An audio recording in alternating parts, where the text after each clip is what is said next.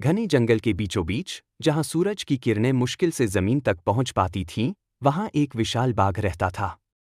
उसका नाम था शेरू। शेरू के शरीर पर सुनहरी धारियां और उसकी आंखों में एक अलग ही चमक थी। वह जंगल का राजा था और सभी जानवर उससे डरते थे। लेकिन शेरू केवल बलशाली ही नहीं, समझदार और न्यायप्रिय भी था। शेरू के जीवन का एक नियम था, वह केवल उतना ही शिकार करता जितना उसे जरूरत होती। बाकी समय वह जंगल में घूमता, प्रकृति का आनंद लेता और अपने क्षेत्र की रक्षा करता। शेरू का सबसे बड़ा दुश्मन इंसान था। इंसानों ने जंगल के कई हिस्सों को काटकर खेत और गांव बना दिए थे। इससे शेरू और बाकी जानवरों का जीवन कठिन हो गया था। एक दिन शेरू नदी के पास पानी पी रहा था। तभी उसने देखा कि जंगल के एक कोने में कुछ हलचल हो रही है। वह सावधानी से वहां पहुंचा और देखा कि कुछ इंसान पेड़ों को काट रहे थे। उनके पास कुल्हाड़ी और मशीनें थीं। शेरू ने गुस्से में दहाड़ लगाई। उसकी दहाड़ से पूरा जंगल गूंज उठा। इंसान डरकर भाग गए, लेकिन शेरू जानता था कि वे फिर लौटेंगे। शेरू ने जंगल के सभी जानवरों की बैठक बुलाई। उसने कहा, अगर हम इंसानों को नहीं रोकेंगे, तो एक दिन यह जंगल पूरी तरह खत्म हो जाएगा।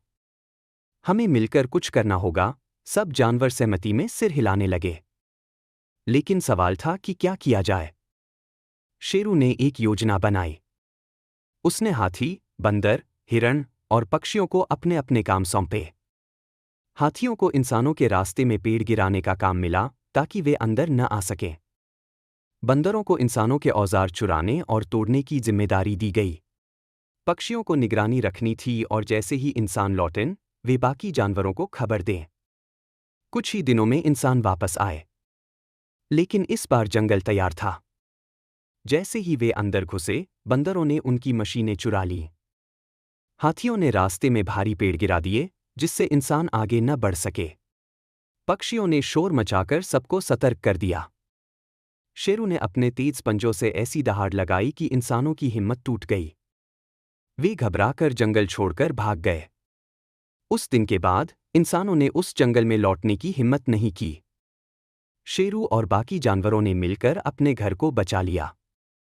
शेरू जानता था कि यह लड़ाई खत्म नहीं हुई है, लेकिन उसने यह भी समझ लिया था कि मिलजुल कर हर मुश्किल का सामना किया जा सकता है। घना जंगल फिर से हरियाली से भर गया। नदी में पानी साफ बहने लगा और पक्षियों की चहचहाहट से जंगल गूंज उठा।